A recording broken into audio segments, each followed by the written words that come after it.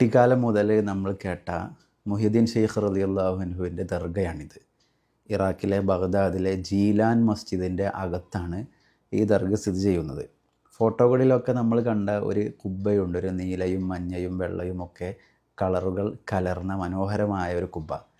ഈ പള്ളിയുടെ കുബ്ബയാണ് ജീലാനി ഷെയ്ഖിൻ്റെ ദർഗയുടെ ഫോട്ടോസുകളൊക്കെ നമ്മൾ നെറ്റിലൊക്കെ സെർച്ച് ചെയ്യുമ്പോൾ കാണുന്ന ആ ഒരു കുബ്ബ. ഇറാഖിലെ ബഗ്ദാദ് നഗരത്തിൻ്റെ പ്രധാന ഭംഗിയെന്ന് പറയുന്നത് രണ്ട് നദികളാണ്. ഇരുവശങ്ങളിലൂടെ ഒഴുകുന്ന യൂഫ്രട്ടീസും ടൈഗ്രീസും നദികൾ. ഇറാഖിൽ ഏറ്റവും കൂടുതൽ ആളുകൾ സന്ദർശിക്കുന്നൊരു പ്രധാനപ്പെട്ട ഒരു തീർത്ഥാടന കേന്ദ്രം കൂടിയാണ് ഷെയ്ഖ് ജീലാനി റളിയല്ലാഹു അൻഹുവിൻ്റെ ഈ ദർഗ ഷരീഫ്. മെഹബൂബുൽ ബാഖിയ മുഹിയുദ്ദീൻ ഷെയ്ഖിയ ബഗ്ദാദിലെ മൺമറഞ്ഞോലിയേ മഹാരാജ നീതിയേ മറയാത്ത മതിയേ ഷാഹിദ് അബ്ദുൽ ഖാദിറോലിയേ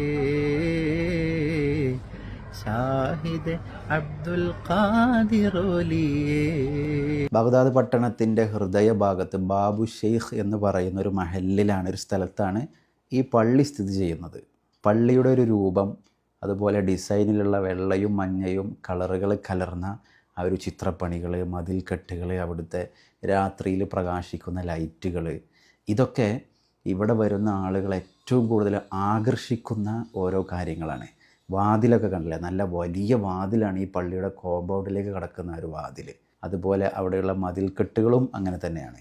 താഴ്ഭാഗം മുഴുവൻ മാർബിളുകൾ പതിച്ച പ്രതലങ്ങളാണ്. ശരിക്കും ചരിത്രങ്ങൾ നമ്മൾ മനസ്സിലാക്കുമ്പോൾ ജീലാനി ഷെയ്ഖിൻ്റെ ആ ഒരു വ്യക്തിത്വം, ആ വ്യക്തിത്വം പോലെ പ്രൗഢമായ ഒരു ദർഗക്കകത്ത് തന്നെയാണ് ജീലാനി ഷെയ്ഖിൻ്റെ ഈ ഒരു മക്ബറ സ്ഥിതി ചെയ്യുന്നത്. ഞാൻ 3 പ്രാവശ്യം ഇവിടെ വന്നിട്ടുണ്ട്.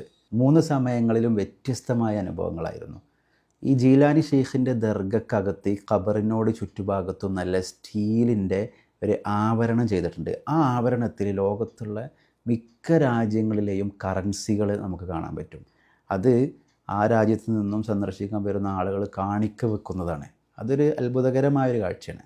ഹിജറ 470 കൈലാൻ എന്ന് പറയുന്ന സ്ഥലത്താണ് ജീലാനി ഷെയ്ഖ് റളിയല്ലാഹു അൻഹുവിൻ്റെ ജനനം. ഹിജറ 561 റബീഉൽ ആഖിർ 11 വിയോഗം.